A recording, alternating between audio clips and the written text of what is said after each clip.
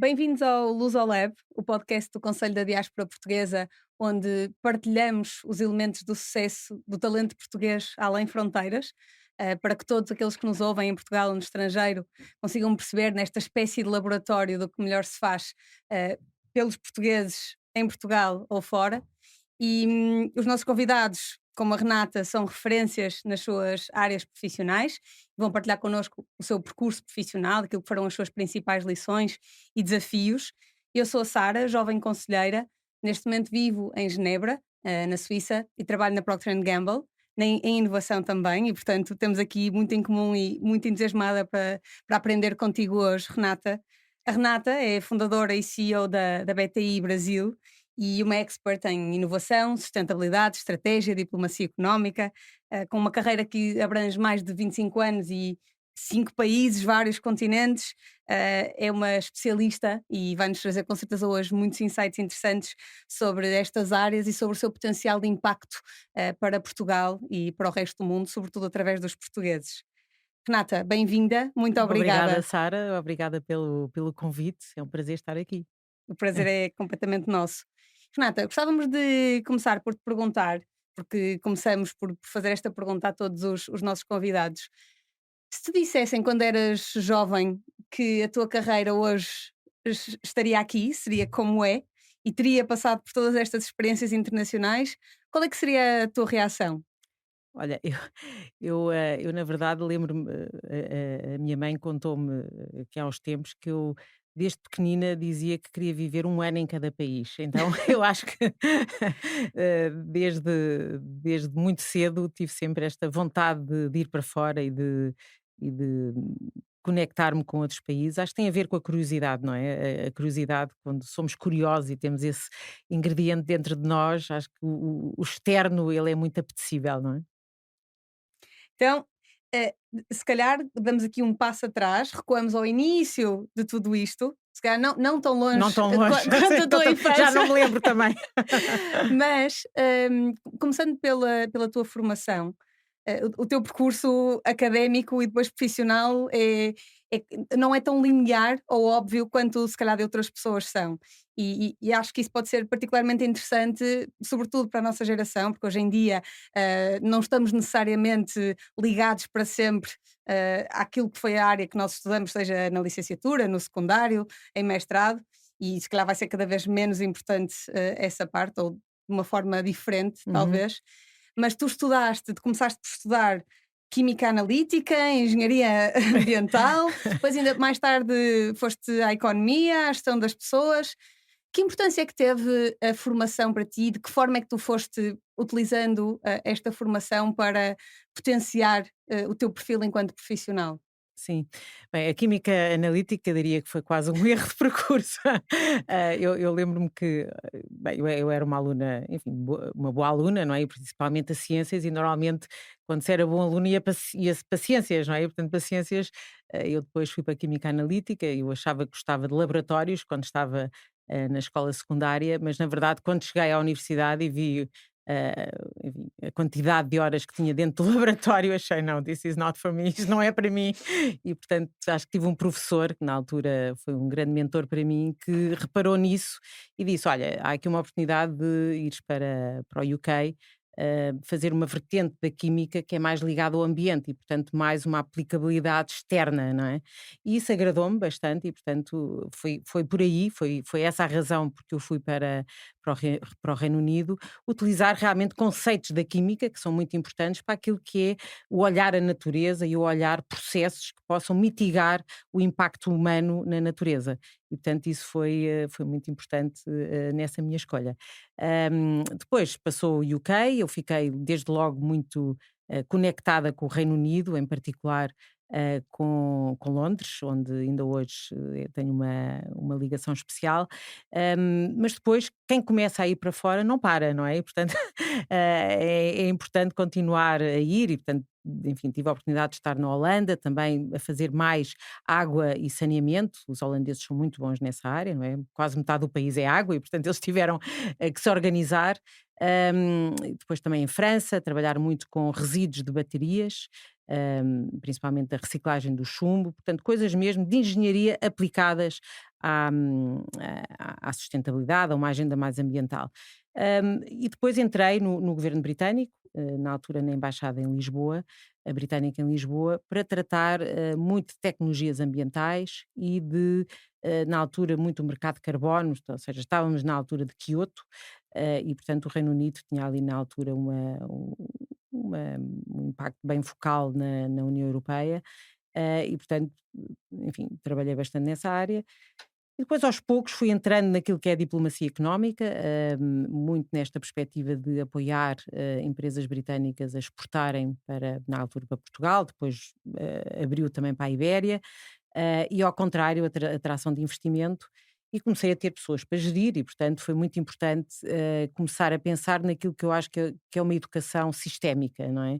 Cada vez mais é importante nós não ficarmos ligados ou conectados só àquilo que foi a nossa formação base, mas efetivamente irmos criando aquilo que é uma educação holística, uma educação muito abrangente que nos permita pensar não só numa caixinha, não é? Mas de uma forma bem mais alargada. E, portanto, aí tive a oportunidade realmente de fazer vários cursos, não é? O Foreign Office tem um acordo com o King's College, portanto, muita formação e com a LSE, com a London School of Economics, em economia, nomeadamente economia, macroeconomia e, portanto, tendências económicas, geopolítica, etc. E depois também na parte mais de gestão, não é? Gestão de pessoas, gestão financeira, em que é muito importante, não só quando nós estamos numa organização corporativa ou governamental, mas depois agora, nesta minha última fase mais de empreendedora, é essencial. Portanto, eu diria que sempre procurei, mais uma vez, devido a este ingrediente da curiosidade, de não me bastar com aquilo que foi uma educação mais tradicional, mas tentar sempre, e, portanto, e aí podemos, depois tem muitos outros interesses, não é? Que se calhar não vai dar tempo hoje para falar, mas aquilo que eu chamo uma educação sistémica, para mim é essencial para continuar a estar motivado e a ser interessante, não é? Quando fazermos coisas diferentes e que possam trazer impacto. Sobretudo quando se trabalha numa área que é tão volátil à mudança, não é? Que Claro, está constantemente a mudar, a crescer, a ser diferente de tantas formas novas. É muito importante mantermos atualizados também. atualizados, sim. E do ponto de vista de skills e de competências, com certeza precisamos de as atualizar também. E com certeza isso também, de alguma forma, depois cria uma abordagem única, a tua própria, à inovação, à diplomacia Exatamente, económica exatamente. e tu consegues perceber essa conexão entre aquilo que foram as competências que foste adquirindo em todas estas experiências e formações e como é que isso de alguma forma molda o teu perfil profissional? Sim, não, claramente. Eu acho que uma das coisas que se aprende quando se trabalha num mundo governamental e, neste caso, com uma forte componente diplomática, é aquilo que nós chamamos em inglês active listening, não é? Ou seja, é Uhum. muito importante esta ideia de escuta ativa daquilo que o outro nos está a dizer, principalmente porque. Enfim, nomeadamente quando estive no Brasil, em Portugal, eu sou portuguesa, era mais fácil, mas no Brasil é assim, a pessoa tem que ouvir o outro com alguma humildade, na verdade, e portanto, se quer influenciar, que é aquilo que a diplomacia mais faz, não é? É influenciar, nós temos que escutar muito bem, temos que entender muito bem como é que é o mindset daquele que está do nosso interlocutor, seja um interlocutor empresarial, seja governamental, político, académico, e isso é muito importante para nós conseguirmos depois influenciar. E isso é essencial para qualquer tipo de inovação corporativa. Não é? Se nós queremos trazer as pessoas connosco na inovação, se nós queremos influenciar o C-level, o conselho de administração, o presidente da empresa a ter a inovação como uma ferramenta essencial à sua gestão, nós temos que entender as motivações de todos estes stakeholders para poder exatamente influenciar nas áreas que queremos, não é? Então, eu penso que isso é uma qualidade que me ajudou bastante. Outra, que também está muito conectada, é quando nós mostramos esta escuta ativa, por um lado mostra também uma abordagem mais empática, nós também nos relacionamos com o outro. E a parte relacional, que eu sempre fui bastante forte, é muito importante para a inovação, para o negócio, e nomeadamente em países como o Brasil, em que claramente são economias relacionais, e isto não só o Brasil, mas a América Latina como um todo, é muito importante ter esta disponibilidade para o outro. Disponibilidade, mais uma vez, para ouvir, para estar, para se adaptar àquilo que é a cultura local. E isso tem que ser um prazer, porque senão não se consegue fazer. Portanto, eu diria que isso seria já um ingrediente natural meu, não é? O ser muito externo, o gostar de me relacionar, mas penso que tanto a diplomacia económica como o facto de viver em alguns outros países tornou algo quase processual, quase, não é? Porque, na verdade, quando nós vamos para outro país, nós temos que nos adaptar, não é? Muito.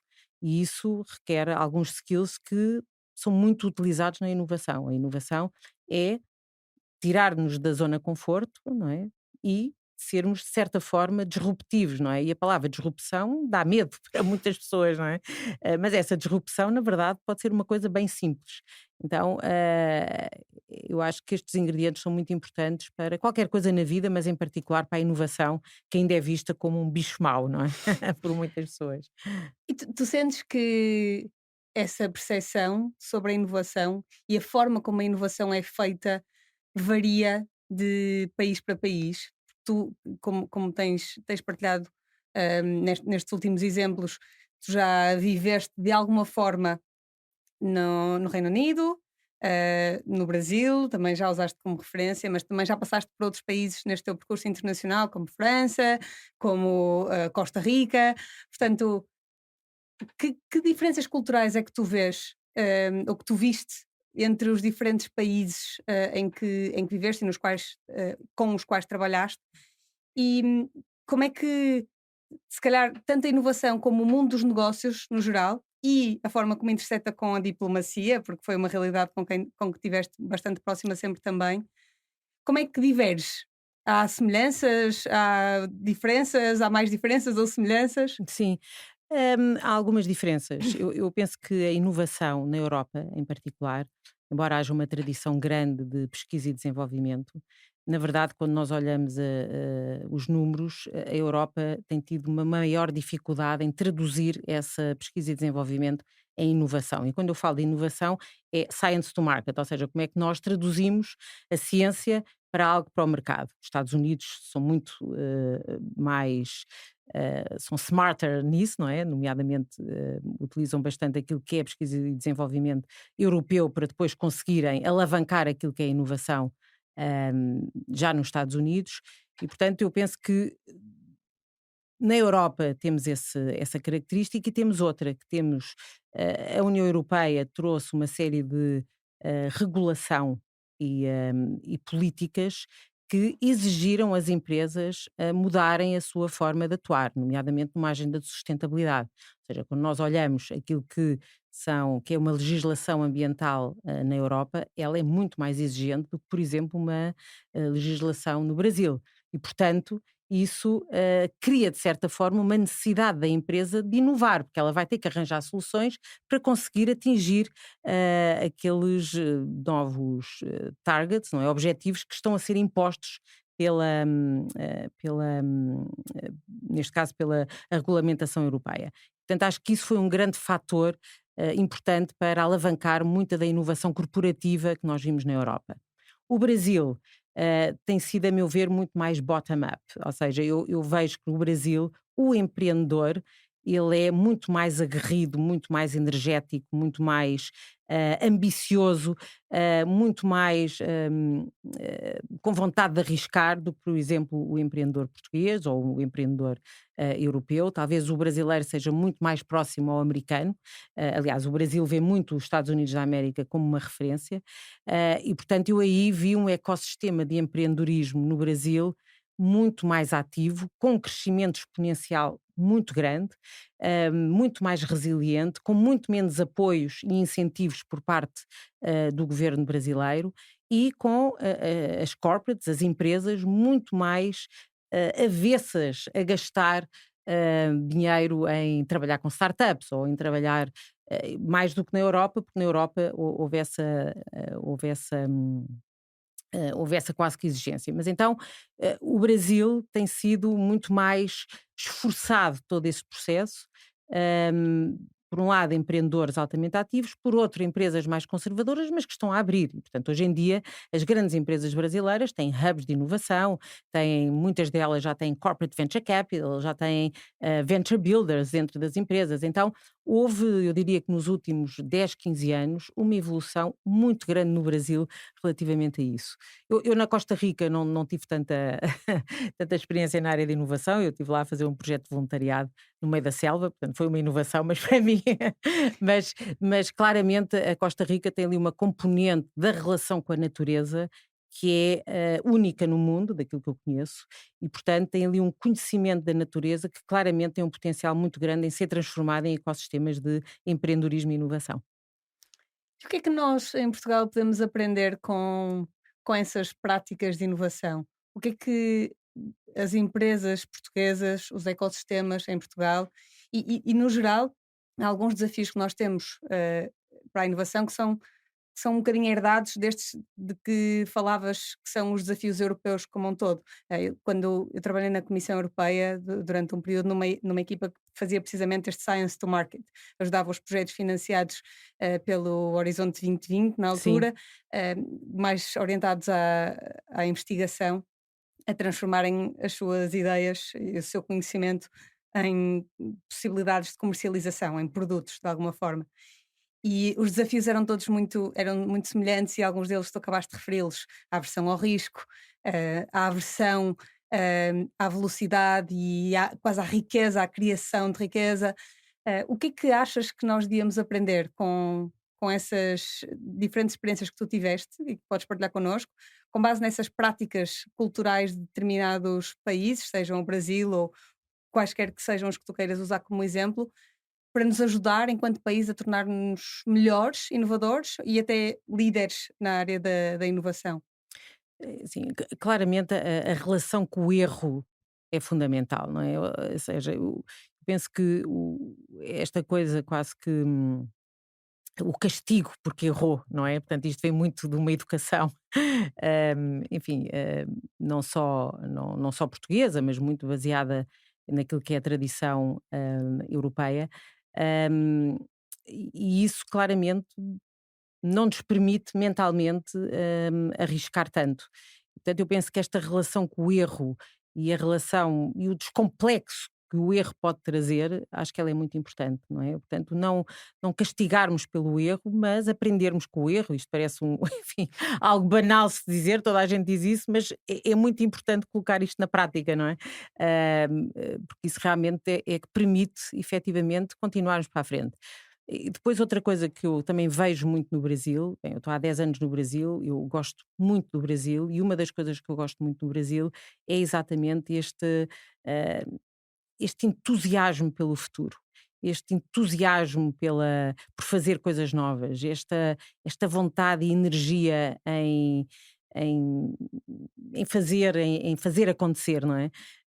E isso, de certa forma, penso que, não quero ser polémica aqui, mas que nós europeus muitas vezes estamos mais acomodados, obviamente, a um Estado social, não é? Que evoluiu desta maneira, somos um continente mais antigo, com histórias, com valores bem mais, muito diferentes, não é? Daqueles que os países mais novos, se assim pudermos dizer, têm, mas falta-nos essa energia, falta-nos essa ambição, falta-nos essa vontade de sonhar e fazer com que esse sonho aconteça.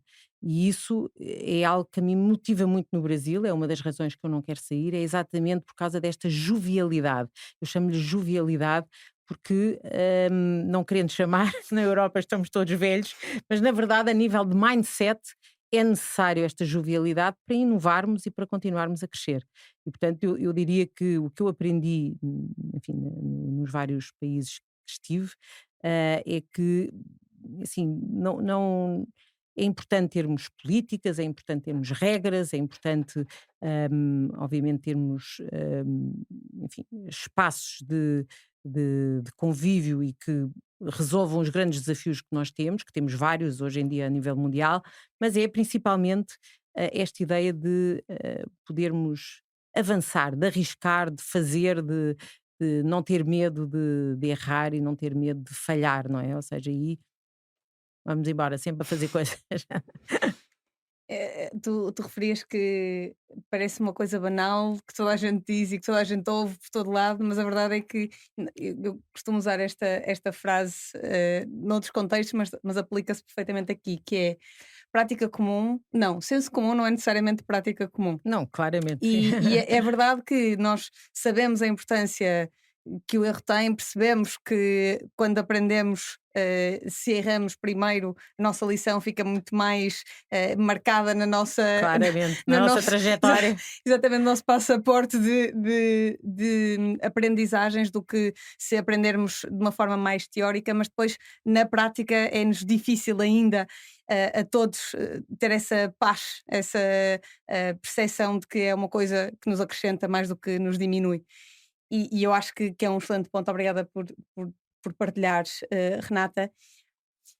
E eu acho que, na verdade, nós, enquanto povo, Portugal, se agora fizermos essa separação entre os portugueses e os europeus, nós até temos uma base sólida de princípios, valores e atitudes que podem ser potenciadas se incentivadas da forma certa, não é? Porque nós somos aventureiros e desenrascados e trabalhadores, portanto, Claramente. se, Sim, se sim. tivermos os incentivos certos e as estratégias certas, seja na educação, através das escolas ou das universidades ou das pessoas de quem nos rodeamos, dos exemplos com quem aprendemos, se calhar conseguimos chegar ainda mais longe, fazer ainda mais e ganhar essa energia de uma forma que nos ajuda a chegar mais longe, Com não é? Na área certeza. da inovação. E acho que, nomeadamente, aquilo que é a diáspora portuguesa é exatamente representativo disso, não é? Todos os portugueses que vão para fora, realmente o comportamento num contexto diferente é de excelência.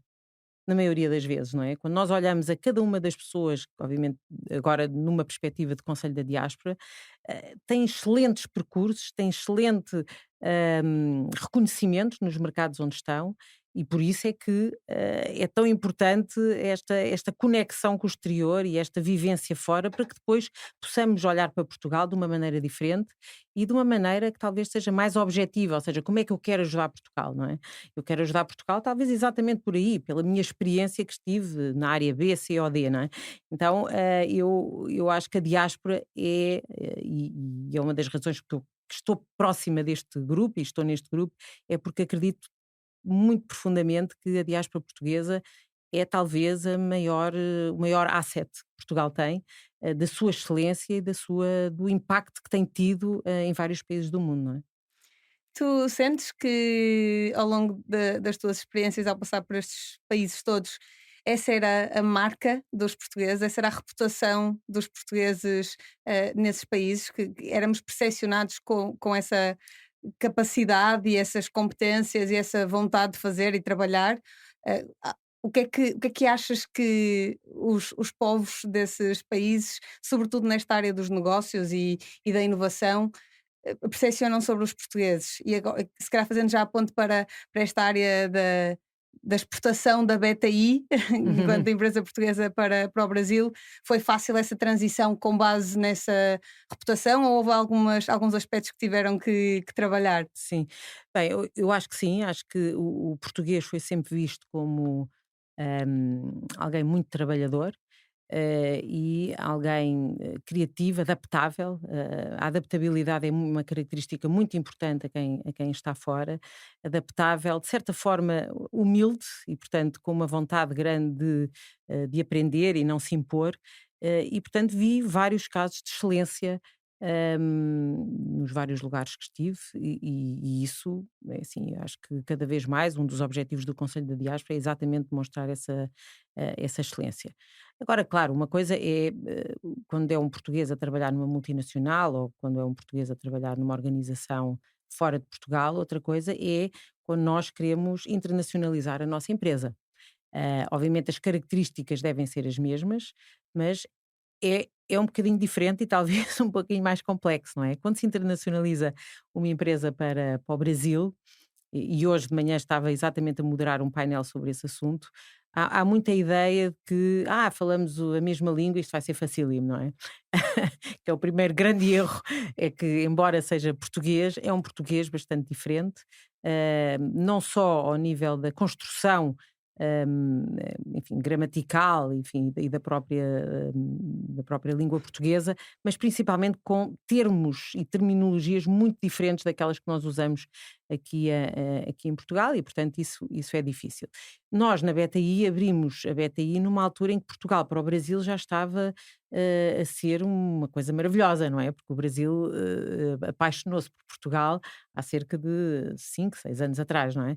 Portanto, antes disso, Portugal era um país bastante distante para o Brasil, portanto, talvez fizesse uma ponta aérea para ir para outros países da Europa, mas havia uma relação sempre muito mais forte com os Estados Unidos da América, Paris, Londres, enfim, e Portugal não tanto. Obviamente, quando se surfa uma onda de Brasil para Portugal, onde há este enamoramento, onde há esta realmente vontade de querer fazer coisas em Portugal, seja comprar uma casa, seja investir, seja vir de férias com as suas famílias, isso ajuda aos portugueses que estão lá. Não é? Porque claramente sentem uma maior empatia, querem falar das suas experiências, querem também perceber como é que é fazer negócios em Portugal e, portanto, há aqui quase que uma reciprocidade daquilo que possa ser esta relação. E eu acredito que a reciprocidade é essencial para uma relação. Portanto, se o Brasil está interessado em Portugal, Portugal tem que aproveitar este momento para estar interessado no Brasil. Exatamente porque estamos num momento onde temos os ingredientes certos para que isto aconteça. E, portanto, para nós na BTI, bem, eu já estava há 4 anos e meio no Brasil, a trabalhar como cônsul-geral adjunta do governo britânico em São Paulo e tinha a parte toda da diplomacia económica, tanto para o Brasil como a América Latina, portanto, tinha já uma rede muito forte de conhecimentos e uma reputação construída no Brasil que ajudou bastante, mas eu não sabia nada de inovação e portanto foi também uma jornada para mim, não é? Um risco, não é? Vamos lá arriscar ser empreendedora num país em que toda a gente diz que não é para iniciantes, e ainda mais numa área que eu não era fluente, não é? E portanto toda essa construção foi muito difícil, mas também com esforço e com trabalho é possível. Agora, o Brasil é uma economia relacional, é uma economia que necessita de muito respeito àquilo que já lá existe, muita vontade de entender o que já existe e nos adaptarmos a isso. E, obviamente, há um interesse grande por parte do Brasil sobre aquilo que vem de fora, e, portanto, temos que maximizar isso, tentando adaptar àquilo que já existe dentro. Não tentando diminuir aquilo que existe dentro, mas tentando adaptar e fazer pontes. E, portanto, acho que correu bem muito por causa disso, muito porque nós tivemos essa vontade muito grande de nos adaptar e de termos a equipa toda brasileira, não é? Portanto, de realmente sermos uma empresa brasileira. Somos Foi fundada em Portugal, mas na verdade a BTI Brasil é uma empresa brasileira que atua no mercado brasileiro e segue as regras e a cultura brasileira.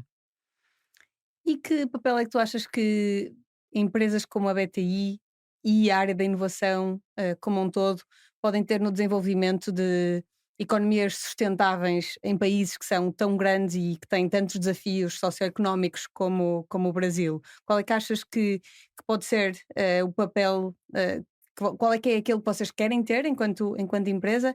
E se tiveres algum exemplo de algum projeto ou alguns projetos que possas partilhar connosco em que vocês têm trabalhado e que têm contribuído de alguma forma, se calhar era interessante para aprendermos com eles também. Sim, não, claramente quando nós olhamos o Brasil hoje, o Brasil tem o maior ecossistema natural do mundo. Não é? A Amazónia, não só a Amazónia, porque existem outras regiões, o Cerrado, Pantanal, etc. Mas, efetivamente, é o maior asset natural do mundo, está no Brasil. E isso significa que, a nível de biodiversidade, isto é uma riqueza imensa, mas também um pântano desconhecido, não é? Ou seja, há um desconhecimento profundo daquilo que é o funcionamento da Amazónia, que todos nós pensamos que é só um aglomerado florestal, mas na verdade é muito mais do que isso, não é? Com milhares e milhares de anos de de histórico biológico.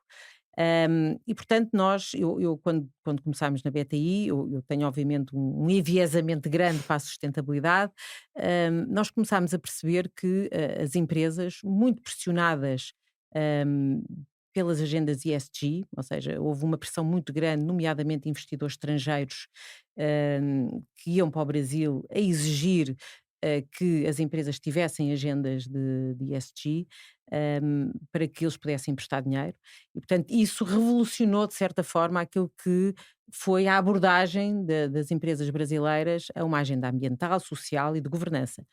E, portanto, ao nível ambiental, também temos alguns projetos pequenos ao nível social, mas ao nível ambiental, nós trouxemos muito este conceito, que agora está a ficar um pouco mais material, que é a inovabilidade, não é? A innovability, que é como é que a inovação, na verdade, é uma ferramenta essencial para uma agenda de sustentabilidade. E o que é isto, a innovability? Quando nós falamos em innovability, falamos de como é que a inovação ajuda numa transição energética, e estamos a falar de transição energética não só numa perspectiva enfim, de renováveis ou de mobilidade elétrica, etc., mas efetivamente de uma descarbonização da economia que permita hum, que tenhamos climate tax, que tenhamos energy tax no mercado, startups com empreendedores a resolverem estes desafios. Então temos uma vasta experiência nessa área. Outra área que eu, enfim, sempre quis muito trabalhar era na Amazónia. E exatamente porquê? Porque quando nós temos um potencial de talento e de conhecimento numa região, isso pode ser transformado em ecossistemas de empreendedorismo. E, portanto, como é que nós traduzimos esse conhecimento local em novos empreendedores e em novas startups? Portanto, o SEBRAE, que é o SEBRAE Nacional, que é o equivalente ao IAPMEI em Portugal e, portanto, promove muito as pequenas e médias empresas, mas em particular ecossistemas de startups, tem um programa que é o Inova Amazónia, onde nós fizemos 4 Inovas Amazónias em 4 estados da Amazónia, exatamente para ajudar empreendedores a escalarem as suas startups na área da bioeconomia. E na área da bioeconomia não só ingredientes para cosméticos ou alimentos, mas também uma das áreas que é muito desafiante na Amazónia é a parte logística, ou seja, como é que nós transportamos estes produtos da Amazónia para fora, não é? É um desafio bastante grande.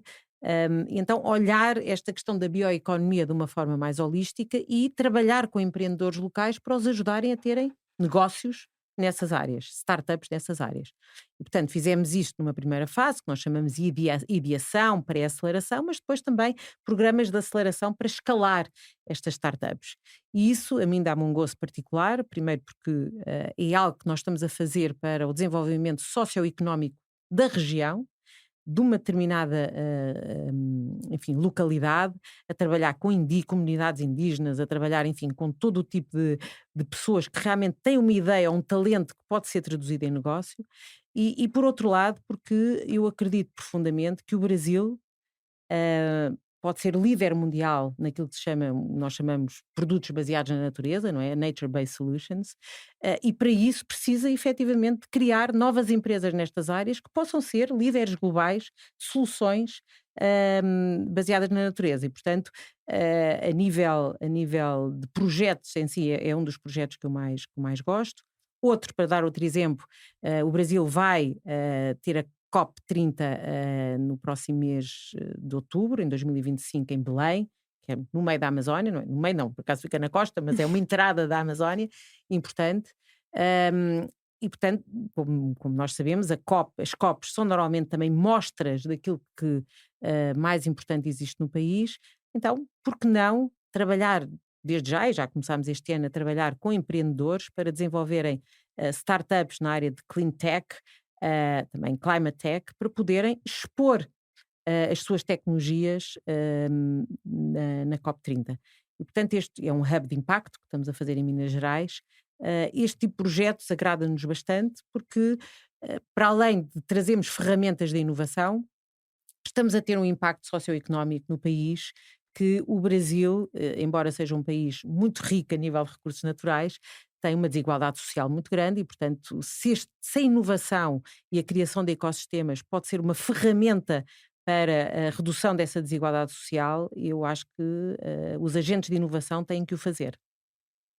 E achas que essas áreas de nature-based tech, climate tech, podem ser também eh, a ponte com Portugal e um canal para nós termos uma colaboração mais estreita com o Brasil e aproveitarmos todo este amor que agora estamos a receber do lado do Brasil e ser, no fundo, também aproveitando aqui a tua experiência na diplomacia económica, achas que isso pode ser um caminho para nos aproximarmos enquanto países, enquanto culturas? Porque, na verdade, é que nós também temos, sobretudo se considerarmos o potencial do nosso território marítimo, nós também temos aqui algumas oportunidades que não são assim tão exploradas, e que se calhar podem ser complementares, ou então podemos pelo menos aprender uns com os outros sobre como explorar os recursos naturais que temos à nossa disposição. Achas Claro que que sim. que é um caminho que faz sentido? Claro que sim, faz todo o sentido em vários níveis, não é? Há aqui um caminho primeiro ao nível da ciência, não é? E de colaborações ao nível de, seja entre universidades ou institutos de pesquisa e desenvolvimento, ou seja, que novos produtos são estes que, na verdade, podem ser desenvolvidos ou co-desenvolvidos entre Portugal e o Brasil, serem deployed no Brasil, mas também noutras partes do mundo, e aí Portugal pode ter um papel fundamental naquilo que é a ajuda à exportação destes produtos através de Portugal, não é? Aquela ideia de Portugal como uma plataforma para a Europa, ou para a lusofonia, seja o que for. Portanto, acho que aí há claramente uma oportunidade. Outra oportunidade que eu vejo é ao nível das startups. Cada vez mais o ecossistema de startups brasileiro quer ir para fora, quer se internacionalizar e quer ter uma base em Portugal. Portanto, quer ter uma base em Portugal porque considera que Portugal é o sítio ideal para eles depois poderem expandir de Portugal para fora. Portanto, como é que nós podemos alavancar isso para estas áreas em particular? Não é? Porque neste momento eles vêm muito ao nível de tech in general, não é? Mas será que vale a pena pensarmos em hubs só de clean tech, só de climate tech, que efetivamente respondam aos grandes desafios europeus, não é? Porque a Europa ainda tem um grande desafio, o Brasil não tem tanto um desafio de descarbonizar a economia, porque, nomeadamente, o seu setor elétrico é muito baseado na hídrica, mas a Europa tem, não é? A Ásia tem, os Estados Unidos têm. Então, acho que aí pode haver também uma troca importante, mas também startups portuguesas virem para o Brasil, não é? Nós já vimos um movimento um pouco maior, mas precisamos de mais. Nós precisamos de mais startups portuguesas, mais empresas portuguesas a virem para o Brasil, a não terem medo do Brasil, a se prepararem para o Brasil, e nesta área claramente é importante. Só duas setores específicos que eu vejo aqui uma colaboração interessante. Um deles é na economia azul, onde claramente Portugal, para além de ter criado enfim, um enquadramento jurídico muito interessante para o desenvolvimento de ecossistemas de startups na área da economia azul, o Brasil também quer isso. Nós, na verdade, temos um programa muito interessante, que é o Blue Rio, no Rio de Janeiro, com o Estado do Rio de Janeiro, que é exatamente na perspectiva de como é que nós queremos um ecossistema de startups para lidarem com os desafios da água e dos oceanos.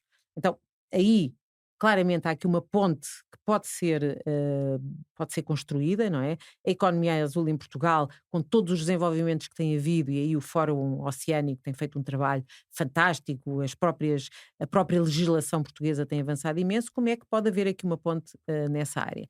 E outra, dentro daquilo que é a temática da transição energética, o hidrogénio. Não é? O hidrogénio que claramente está na agenda de todas as elétricas brasileiras, de muitos dos institutos de PID, ou de investigação e desenvolvimento brasileiros, mas que também está em Portugal e também está numa agenda europeia. Então, como é que Portugal pode alavancar esta relação com o Brasil a favor de uma agenda que é importantíssima para a descarbonização da economia? Então, eu colocaria estas duas áreas, mas também a parte toda de florestal. O Brasil tem uma floresta, enfim, não só a Amazónia, mas muitas outras. Acho que Portugal pode ajudar aqui. Enfim, para mim o que é necessário é que haja uma vontade grande do tecido industrial português e empresarial português em ver o Brasil como um parceiro económico importante e deixarmos um pouco aquilo que foram as experiências do passado, dos anos 90, em que tudo correu mal para as empresas portuguesas, e pensarmos naquilo que correu mal, mas também naquilo que corre bem, porque há muitos empresários portugueses no Brasil que são altamente bem-sucedidos, Portanto, como é que nós podemos equilibrar estas duas experiências e ter uma estratégia focada para um mercado de 215 milhões de habitantes, não é? Que claramente vai ter um papel fundamental naquilo que é a geopolítica mundial de hoje e que é importante nós, enfim, nós enquanto portugueses termos uma relação especial. Boa. Renata, então, para terminarmos, e porque, embora tu não tenhas gostado muito de passar tempo no laboratório, naquela altura, agora estás neste nosso laboratório, hum, gostávamos de terminar, perguntando-te quais é que tu achas que foram os teus próprios elementos, de sucesso, além fronteiras? Foste mencionando aqui uma ou outra curiosidade, mas quais é que, agora olhando para trás, e sobretudo depois desta nossa conversa que foi tocando em diferentes momentos do teu percurso, quais é que tu achas que foram esses elementos? Eu a curiosidade tenho que pôr, porque eu acho que ela é um ingrediente muito importante para aquilo que é. Não basta só ir para um país e não querer saber nada desse país, não é? A pessoa tem que ler os escritores desse país, tem que ir aos teatros, tem que entrar na cultura desses países, tem que relacionar com as pessoas e, portanto, para isso é preciso sermos curiosos e termos vontade de aprender. Esse é um ponto. O outro que eu acho que é essencial é a adaptabilidade. É difícil ir para fora, principalmente quando vamos com a família, há muitas coisas que não correm tão bem e, portanto, esta ideia de adaptabilidade, resiliência à mudança é algo que nós temos que ter e, portanto, temos que continuar sólidos para fazer com que a nossa família também seja feliz com esta experiência. E a outra é a humildade.